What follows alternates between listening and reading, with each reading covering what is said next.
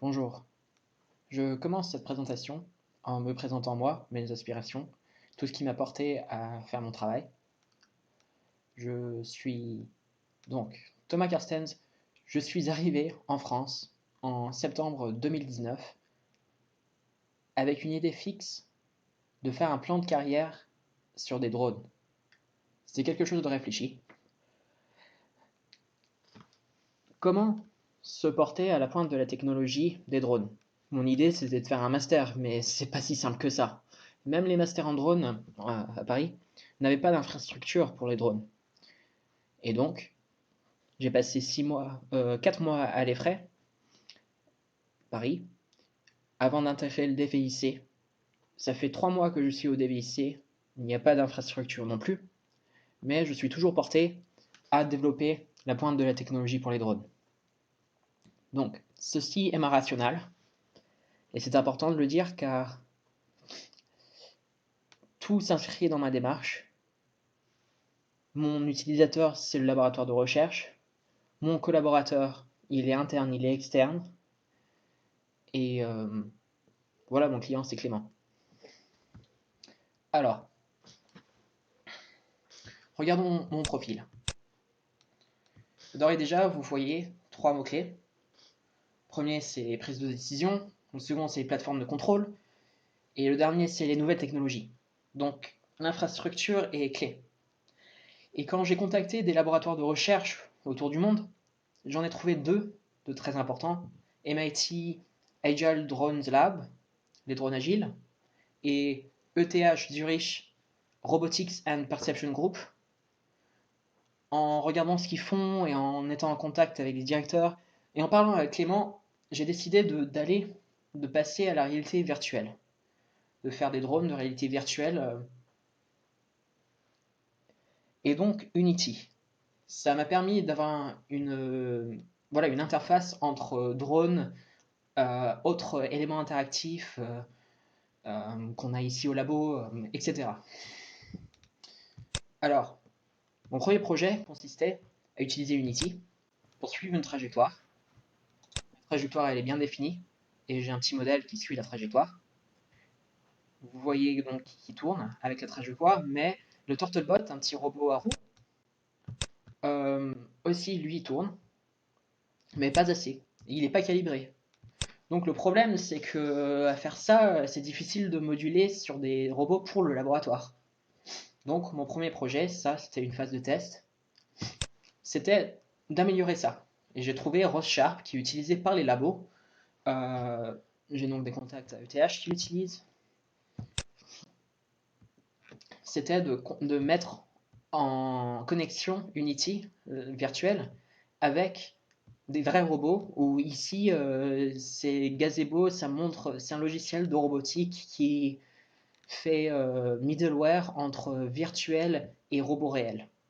Donc effectivement ça marche. Donc on a un modèle commun entre les deux qu'on a réussi à exporter. Et ce modèle commun, il permet d'avoir de la physique très réaliste.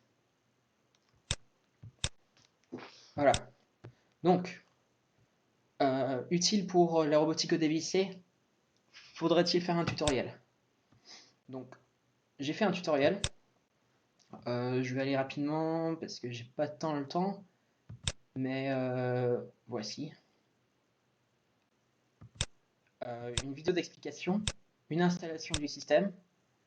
Ça, c'est donc un tutoriel en fait standard de Ross Sharp qui existe dans la documentation mais qui n'est pas compacté et mise expressément ici. Et de toute façon, je l'utilise dans mon travail et c'est utile de pouvoir le présenter. Unity, ROS, comment envoyer des signaux de Unity vers ROS, de ROS vers Unity. Et donc, après l'installation, une petite explication du code lui-même. Euh, et donc, dès que ça fonctionne, j'explique comment moduler le code. Voilà. Donc, je pousse un peu. Voilà. Un autre intérêt d'Unity, c'est de faire contrôler un modèle qui est très réaliste. Et donc avec des ressources sur l'internet et en faisant fonctionner la Jetson Xavier, j'ai réussi à intégrer de l'intelligence artificielle. Donc ça, c'est un modèle de reinforcement learning qui apprend à la Tortobot comment se déplacer. Donc c'était super de le faire fonctionner, mais j'ai pas trop eu le temps de le moduler. Ensuite, euh, sur un plan de collaboration, une fois qu'on a Unity qui fonctionne, l'utilité, c'est d'avoir des collaborateurs qui travaillent sur Unity et voilà, qui entraînent leur modèle sur Unity. Là, c'est un drone qui suit une trajectoire. Au lieu de la voiture qui suit une trajectoire, là, il a codé tout un drone. Et éventuellement, ce drone, il sera connecté à ROS. Donc voilà un plan de travail. Donc continuons. Comment insérer de la complexité dans, dans le projet? Comment avoir un environnement vraiment intéressant, par exemple, et, euh, et le contrôler pour faire contrôler des vrais robots. Et là, c'est voilà une gare de métro, c'est pas moi qui l'ai fait, c'est Agile Drones Lab, le laboratoire à MIT, qui permet de voilà, faire de la cross-réalité, ou comme ils appellent ça, de la hardware in the loop. Et j'ai trouvé donc trois différents. Ouais, j'ai trouvé qui faisaient différents trucs. Ils ont fait une course internationale de drones, des drones qui sont pilotés par intelligence artificielle, et donc avec une équipe que je gère, euh, on, on- on- on a intégré la course. Et par chance, j'ai trouvé du code. J'ai passé 2 semaines à essayer de faire fonctionner le simulateur sur la RTX qu'on a ici, et ça a fonctionné. Et donc, du coup, maintenant, j'ai un modèle fiable pour faire voler des drones en virtuel et qui est utilisé pour l'intelligence artificielle éventuellement. Donc, j'en ai fait un tutoriel. Voici un tutoriel que spécifiquement pour faire voler un drone dans la course, il faut qu'il vole à travers des portes. Et donc, mon code, il est plutôt ancré dans une fois que les portes sont détectées, de changer l'état du drone pour qu'il trouve une porte, sache qu'il a trouvé une porte, sache qu'il a manqué une porte, etc. D'autres états aussi. Ce sera utile pour le reste du DVIC, je pense. Et ce sera surtout utile pour ceux qui travaillent sur de la robotique intégrée en virtuel, comme mon équipe à l'effray.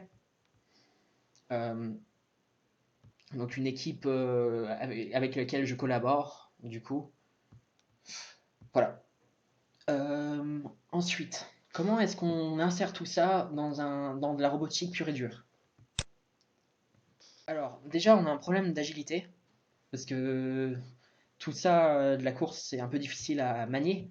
Les courses de drones, ça existe en réalité, et donc j'ai acheté des composantes pour en faire voler un. Et donc, vous aurez donc pas grand-chose de ma part pour le faire voler complètement, car ça prend beaucoup de temps et j'ai pas eu accès au labo. Je l'approfondirai plus tard. Mais voilà, regardez, qui vole. Pas grand-chose, comme je vous dis, c'est un peu difficile de faire des tests.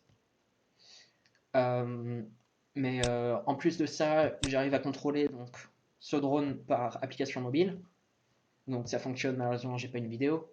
Et l'idée, c'est d'aller plus loin et de créer une plateforme de test.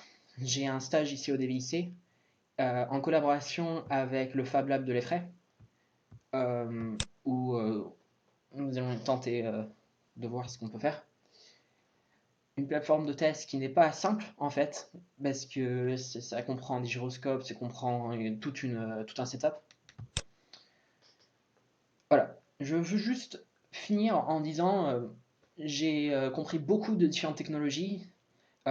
J'ai commencé ici sans connaître ROS, Même si je suis d'origine plutôt robotique, ROS n'est pas dans les cursus courants, ce qui vraiment montre qu'on n'est pas à la pointe de la technologie. Ni CUDA, je ne connais pas, ni Docker, ni Ubuntu même. C'était donc il y a 3 mois ma première utilisation. Euh, voilà. Ni les DSP, je les connais en théorie, mais jamais en pratique, et etc. Sur Windows, j'ai appris Unity 3D et le Rust Bridge, qui est donc le Rust Sharp, le tutoriel. Voilà, donc en 3 mois, beaucoup de travail.